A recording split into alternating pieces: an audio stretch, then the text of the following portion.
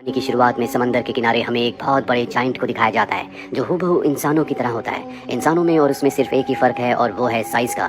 दरअसल एक रात पहले बहुत बड़ा तूफान आया था और उसी तूफान में ये आदमी यहाँ पर आ गया। ये समंदर से बहकर आया या आसमान से गिरा, इस बारे में किसी को कुछ नहीं पता। और अब ये टाउन जो कि फिशरमैन का टाउन है, सब के सब लोग समंदर के किनारे इस जाइंट को देखने के लिए आ जाते हैं। और किसी के भी अंदर इतनी हिम्मत नहीं होती कि वो इस जाइंट के पास जा सके। हालांकि इसके शरीर में कोई भी हलचल नहीं होती। यहाँ की लोकल पुलिस को कॉल किया जाता है, लेकिन उन्हें लगता है कि ये सिर्फ एक प्रैंक, एक मजाक है। इसीलिए पुलिस प्रशासन किसी की बात पर विश्वास नहीं करती। पर जल्दी बात इतनी फैल जाती है कि सबको यकीन हो जाता है कि समंदर के किनारे कोई जाइंट है जिसकी बॉडी में कोई हलचल नहीं है। इसीलिए सरकार यहाँ पर स्टीवन नाम के एक वैज्ञानिक को उसके दो साथियों के साथ भेजती है।